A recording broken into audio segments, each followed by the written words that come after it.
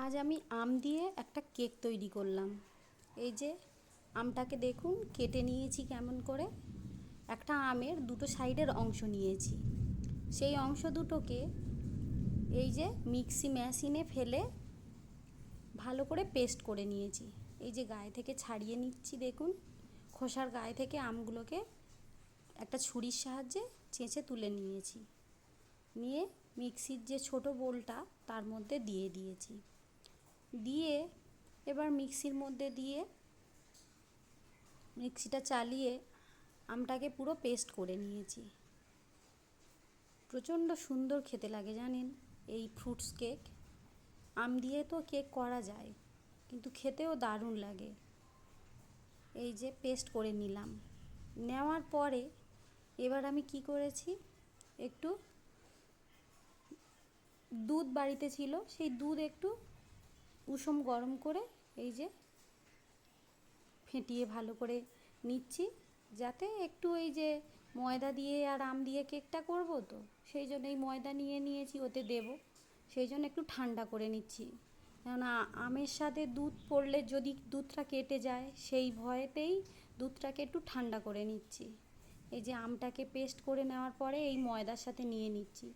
এবার আপনি পারলে পরিমাণ মতো লবণ, একটু সামান্য টেস্ট ভালো হওয়ার জন্যে একটু চিনি তো দিতেই হবে, নাহলে কেকটা মিষ্টি হবে কি করে বলুন। এই মাখিয়ে নিয়েছি আমের যে পেস্ট তৈরি করেছিলাম, সেই পেস্টটা এবারে অল্প অল্প করে দুধ দিতে থাকবো। অল্প অল্প করে দিতে দিতে একটা ব্যাটার তৈরি করে নেব। দেখুন অল্প অল্প করে দুধ দিতে থাকছি, আস্তে আস্তে একটা ব্যাটার তৈরি হয়ে যাবে, খুব সুন্দর ব্যাটার তৈরি হবে।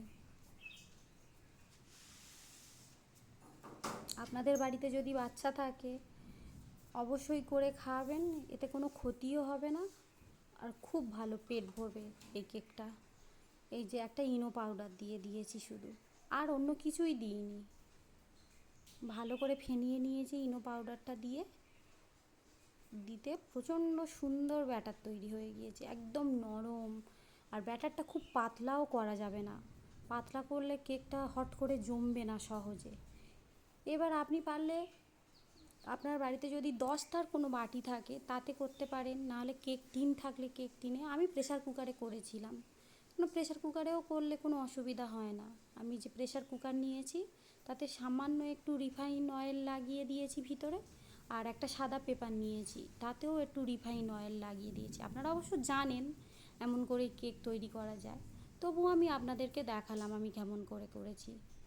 আর সেই যে পেস্ট তৈরি করেছিলাম, সেই পেস্টের যে ব্যাটার একটা তৈরি করেছিলাম, ভুল বলছি, পেস্ট না ব্যাটার, সেই ব্যাটারটা এই যে কেক তৈরির ব্যাটারটা দিয়ে দিলাম। এবারে আমি কিছু স্ট্রবেরি, ওই চেরি লজেন্স যেগুলো, ওই স্ট্রবেরি জেলি লজেন্স একটু সুন্দর দেখতে হওয়ার জন্যে দিয়ে দিলাম সাজিয়ে। দিয়ে আমি প্রেসার কুকারের ঢাকনার উপরে যে সিটি পড়ে যে অংশটা, সেটা আমি খুলে নিয়েছি। নেওয়ার পরে সেটা গ্যাসে বসিয়ে দিলাম, লো ফ্লেমে বসিয়ে দিয়েছি। দিতে কেক প্রায় পুরো রেডি। এই দেখুন আমি একটা ওই যে টুথপিক দিয়ে, না হলে যে কোনো একটা সরু কাঠি দিয়ে আপনি দেখতে পারেন। দেখছি যে কাঠির গায়ে আর লাগছে না যে ব্যাটারটা, তাহলে কেক পুরো কমপ্লিট। আর তারপরে এই যে জেলি লজেন্স আপনাদেরকে তো বললাম, সেই দিয়ে এই সাজিয়ে নিয়েছি। দেখুন কত সুন্দর নরম হয়েছে, আর খেতেও না দারুণ সুন্দর হয়েছে।